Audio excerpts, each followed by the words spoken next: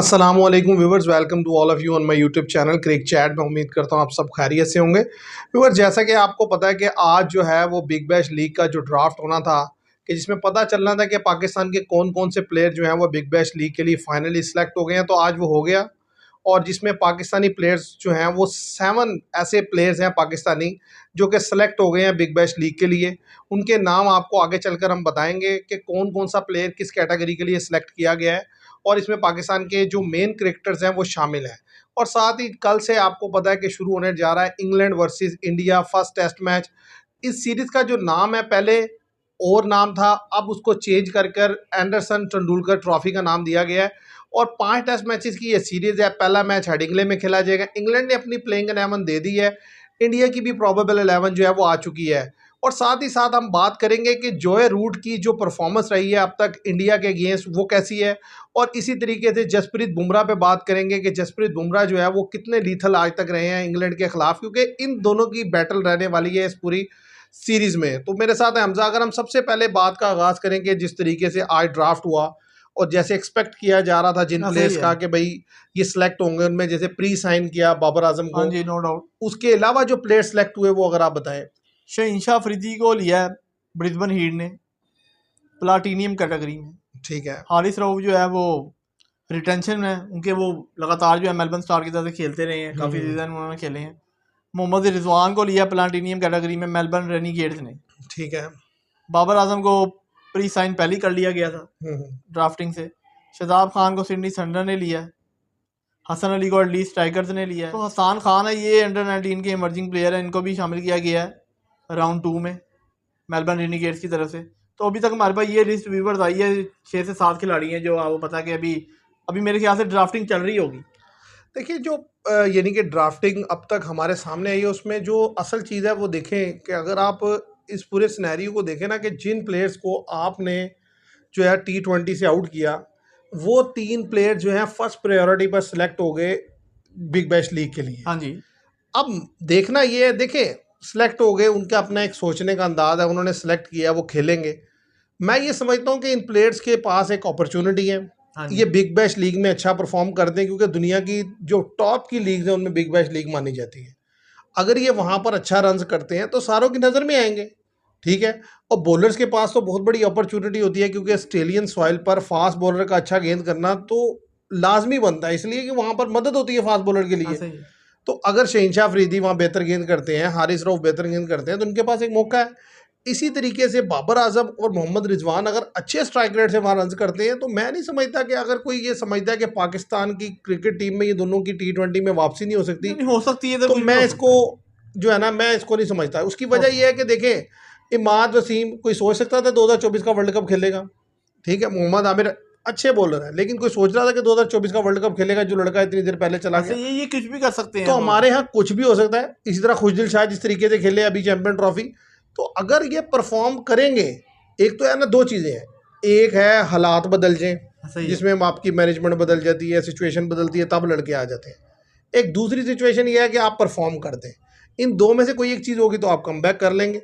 Otherwise जो है, मैं समझता हूँ कि अभी जिस सिचुएशन में इनको बाहर किया गया था, उसके पीछे जो रीज़न थी वो मुझे बाबर आजम और रिजवान की जो परफॉर्मेंस ही रीज़न थी, है हाँ जी। वो परफॉर्मेंस थी हाँ उनकी। सही है। ठीक है। शहीनशाह अफरीदी को आप कह सकते हैं कि भाई उसको जो है T20 में वो वैसे भी मौका मिल ही जाना है। इसकी वजह यह है कि उन्होंने T20 में कोई इतनी ज़्यादा बैड परफॉर्मेंस नहीं दी, उनका ज़्यादा डिसिप्लिनरी इशू रहे हैं। हाँ जी, ऐसे ही है। और ये अभी तक जो लड़के सामने आए हैं आपके सामने ही है कि ये लड़के खेलेंगे। शदाब खान भी सिडनी थंडर की तरफ से खेलेंगे, इसका भी मैंने आपको बताया। और शदाब खान पहले भी खेल गए हैं मेरे ख्याल से, ऐसे ही है। एक सीज़न पहले भी खेले हुए हैं। हसन अली भी आ गए हैं एटलीस्ट स्ट्राइकर की तरफ से। यार देखो, अच्छी लीग में जब आप खेलते हैं ना, तो आपके पास एक अपॉर्चुनिटी होती है, सीधी सी बात है। आपके पास एक अपॉर्चुनिटी होती है, आप अपने आप को ग्रूम करते हैं, आप अच्छे कोचेस के हाँ साथ जी, बैठते हैं, अच्छे टीम मेट्स आपको मिलते हैं, तो आपको लर्निंग एक्सपीरियंस आपका बेहतर हो जाता है। अब इसी तरीके से अगर हम बात करें कि जो कल से सीरीज़ स्टार्ट हो रही है इंग्लैंड इंडिया की, अब उसके लिए इंग्लैंड ने तो अपनी प्लेइंग 11 दे दी है, तो वो आप व्यूवर्स के सामने रखें, और जो इंडिया ने अपनी प्रोबेबल 11 दी है वो भी रख दें। इंग्लैंड की तो नो डाउट आपको पता है कि जैक रोली और बेन डचेट जो है ओपनिंग पे आएंगे। ऑयले पोप हैं, जोए रूट हैं, हैरी ब्रुक हैं, बेन स्टोक्स हैं कैप्टन, जेमी स्मिथ हैं, क्रिस वॉक्स हैं, ब्रेडन कार्स हैं, जोश चंग हैं, शुएब बशीर है। तो उनके भी 4 पेसर बन जाते हैं बेन स्टोक को मिला के। और जैसा कि पहले भी हमने वीडियो में कहा था कि यही पेसर खेलेंगे और यही इनकी स्ट्रेंथ भी है, क्योंकि बाकी अब वो एटकिंसन को किसी में डाल लेंगे, वो पहले टेस्ट मैच के स्कोर में नहीं थे, तो शायद अगले टेस्ट मैच के स्कोर में शामिल हो जाए। तो बाकी ये जो प्लेइंग 11 उनकी, ये बेस्ट प्लेइंग 11 है उस स्काउट के मुताबिक जो है। असल में मैं ये समझता हूँ कि इंग्लैंड की ज़ाहिर है बैड लक कह लें या जो भी कह लें, उसकी वजह ये है कि उधर उनके पास उतने फास्ट बॉलर इस टाइम अवेलेबल ही नहीं है।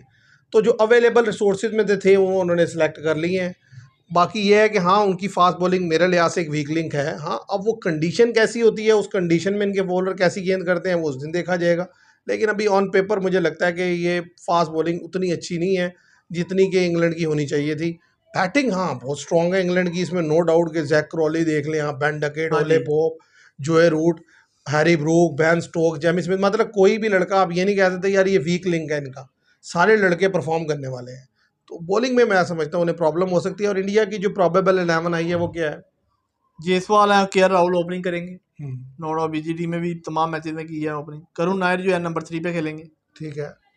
और 7 साल के बाद जो आप देखें ये एट नंबर 3 पे खेलेंगे, 8 जाहिर है। साल के बाद करुण इसने नायर। भी बहुत परफॉर्मेंस दी है भाई डोमेस्टिक में। हाँ जी, करुण नायर और शुभमान गिल आएंगे। हम्म नंबर 4 पे विराट कोहली वाली पोजीशन में ऋषभ पैंट होंगे, हम्म रविंद्र जडेजा होंगे, नीतीश कुमार रेड्डी होंगे, शार्दुल ठाकुर भी हैं, जसप्रीत बुमराह, मोहम्मद सिराज, प्रसिद्ध कृष्णा। तो आप देखेंगे उन्होंने सही सुदर्शन को नहीं खिलाया, उसकी जगह नीतीश नहीं, कुमार। लेकिन ये प्रोबेबल 11 है। मैं इसको ज़रा फाइनलाइज तो नहीं कह सकता कि ये फाइनल को प्लेइंग 11 है। तो उसमें मुझे यहाँ तक डाउट है वो ये है कि इस इतनी ज़्यादा बॉलिंग बढ़ाने की ज़रूरत नहीं है। बॉलर अगर आप देखें ना, आपने जडेजा भी ऑलराउंडर रख लें, अगर आप जो है वो Nitish Kumar Reddy as a batsman, मुझे ख्याल से साई सुदर्शन बनते हैं उनकी जगह, हाँ जी। क्योंकि as a batsman Shardul Thakur खेल रहे हैं तो फिर आपको ज़रा ऑलराउंडर एक और मिल जाता है। 3 फास्ट बॉलर इसके अलावा आप खिला सकते हैं। तो मेरा नहीं ख्याल कि मतलब इस ये जो प्रोबेबल 11 इंडिया की आ रही है इसमें मुझे चेंज एक्सपेक्टेड है कि हाँ जी, जो हो सकता है। साई सुदर्शन है उनका खेलना बनता है। जिस क्लास की क्रिकेट उन्होंने जो है लीग में खेली है और जितना वो कंपोज नज़र आए हैं, तो उनकी मुझे एक रहेगा। और इंडिया की जो सबसे वीक लिंक है वो उसकी बैटिंग है। अगर इतने ज़्यादा ऑलराउंडर डालेंगे तो उससे बैटिंग और ज़्यादा वीक होती हुई हाँ नज़र जी। आती है, कोई बैटिंग अच्छी होती नज़र नहीं आती। बॉलिंग पहले ही बेहतर है, और मजीद बॉलर खिला के मुझे नहीं समझ लगती। आप देखें जडेजा भी बॉलर, शार्दुल ठाकुर बॉलर, इसके अलावा ज़रा बुमराह हैं, इसके अलावा प्रसिद्ध कृष्णा हैं, इसके अलावा मोहम्मद सिराज मोहम्मद है। सिराज या 5, तो यही हो गए। हाँ जी, बस वो ठीक ऑलराउंडर है, आप देख लेना, तो ये ऑलराउंडर इसके इतने नहीं अलावा डालने, नीतीश कुमार रेड्डी बॉल कर सकते हैं तो 6 बन जाते हैं। तो ऑलराउंडर इतने 5 नहीं डालने बॉलर चाहिए। टेस्ट में मोर देन इनफ होते हैं। मैं ये समझता हूँ अगर जडेजा को मिला के 5 बॉलर बनते हैं ना तो बहुत है, क्योंकि 6 बॉलर टेस्ट में तो समझ नहीं आती ना, हाँ T20 जी, में समझ आती है। बस इसलिए वो मुझे लगता है कि ये चेंज, मुझे लगता है कि करना सुबह जब चाहिए। मॉर्निंग में हो खेलेंगे या जब भी बैटिंग करेंगे, जो भी टॉस के बस बाद ये उन्होंने ऐलान करेंगे, तो मुझे लगता है कि एक्सपेक्टेड है कि वो साई सुदर्शन के साथ जाएंगे, क्योंकि अदरवाइज उनकी बैटिंग मुझे थोड़ी वीक लगती है। वो नो डाउट कि उसने अच्छा खेला नीतीश कुमार रेड्डी ने ऑस्ट्रेलिया में, लेकिन यह है कि यहाँ पर सिचुएशन डिमांड करती है कि एक प्रॉपर बैट्समैन होना हाँ चाहिए, जी। और वो साई सुदर्शन है। अब अगर हम देखें कि दोनों टीम्स की प्लेइंग 11 तो चले ऑलमोस्ट फाइनलाइज हो ऐसा ही ही गई है। हैं। असल चीज़ जो बैटल रहने वाली है ना दोनों तरफ से, देखिए वो ये है कि इंडिया का फोकस रहेगा कि वो जो रूट को कैसे हैंडल करते हैं, और इंग्लैंड का फोकस रहेगा कि वो जसप्रीत बुमराह को कैसे खेलते हैं।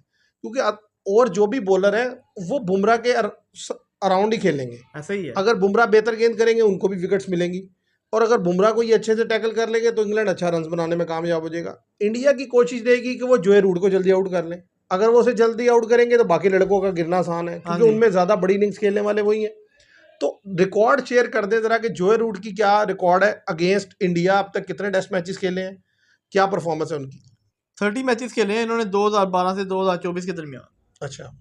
55 इनिंग्सें बनती हैं, हम्म और ठीक है 2846 रन है इनके, हम्म 218 रन इनका हाईएस्ट स्कोर है, 58 की एवरेज है। ठीक है, और 58 की एवरेज है, 55 का इनका स्ट्राइक रेट है, 10 100 बनाए हैं इन्होंने, 11 50 बनाई हैं।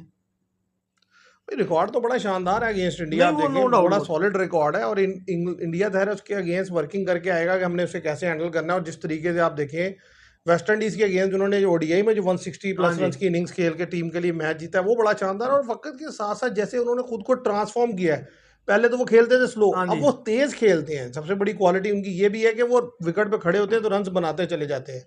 और अगर आपसे मैं कहूँ कि जसप्रीत बुमराह का जो है स्टैट्स शेयर करेंगे, उनके क्या स्टैट्स हैं अगेंस्ट इंग्लैंड, उन्होंने कितने मैचेस खेले हैं और उन्होंने कैसी अभी तक परफॉर्मेंस दी है? वो भी आप देख लें 2018 से अभी तो उनका टेन्योर ही छोटा है, 2024 तक 14 मैचेस खेले हैं, 26 इनिंग बनती हैं टेस्ट की, और उन्होंने जो विकेट ली हैं वो जो हैं वो 60 हैं, और बेस्ट बॉलिंग फिगर जो है उनका आप देख लें 45 और 6 है। ठीक है, एवरेज जो बनती है वो 22 की बनती है, इकॉनमी रेट 2.81। टेस्ट में इकोनॉमी रेट तो फिर भी आप समझ सकते हैं, असल चीज़ ये है कि भाई 60 विकेट्स लिए हैं, हाँ जी, लेकिन 22 की एवरेज से लिए हैं, ज़बरदस्त बॉलिंग है, तो एक अच्छा मुकाबला देखने को मिलेगा तो नो बैट डाउट और बॉल का। अब देखना यह है कि इंग्लैंड किस स्ट्रेटेजी से आता है, क्या वही बेसबॉल स्ट्रेटेजी से आता असल है, बात ये बेसबॉल क्या के इस कंडीशन में जो सीमिंग कंडीशन एक्सपेक्ट की जा रही है एडिंगले से, उसमें वो थोड़ा चेंज माइंडसेट हाँ से ये भी आएंगे। कह रहे हैं कि जी वो ब्राइट सनशाइन भी रहेगा 4-5 दिन जो है कह रहे हैं। हेडिंगले में हाँ जी, बेशक ब्राइट सनशाइन हो, विकेट लेकिन में फिर जान भी होगी, उसमें विकेट में जो है ना हेल्प आउट होता है। वो तो होगी। अब देखना यह है कि मतलब कितनी ग्रास दी जाती है, ठीक है, और इंग्लैंड के प्लेयर उस पर खेलते कैसे हैं, उनका अप्रोच क्या होती है। और मैं जिस प्लेयर को देखना चाह रहा हूँ इस सीरीज में वो है हैरी ब्रूक, क्योंकि मैं इस पे आप समझ लें कि मैं एक प्रोडिक्शन कर रहा हूँ कि मुझे लगता है कि इस सीरीज में हैरी ब्रूक जो है ना वो टॉप स्कोरर्स में आएंगे, और वो आपको बेहतर से बेहतर रन करता हुआ नजर आएगा। उसकी वजह यह है कि प्रीवियसली जिस तरह से क्रिटिसिज्म हुआ इंडिया में उस पर, जितना उसकी जिस तरीके से वो आईपीएल छोड़ के आया और उसने कहा कि जी मैं गए फोकस नहीं, करना हाँ चाहता जी, हूँ, नहीं मतलब सेलेक्ट तो हो गए थे ना, मतलब फिर उन्होंने इनकार कर दिया। तो मुझे लगता है कि इंडिया के अगेंस्ट वो पूरी तैयारी से आएंगे, रन्स करेंगे, उनको एक तो देखना चाहता हूँ, और बेन स्टोक्स, ये दो प्लेयर मेरे लिए बड़े इंपॉर्टेंट रहेंगे। इसके अलावा दायरा लड़के काफ़ी अर्से से खेल ही रहे हैं, तो देखते हैं क्या बनता है। व्यूअर्स आज के लिए इतना ही, मैं उम्मीद करता हूँ आपको ये वीडियो पसंद आएगी। वीडियो पसंद है तो इसे लाइक और शेयर कीजिएगा। Thank you very much.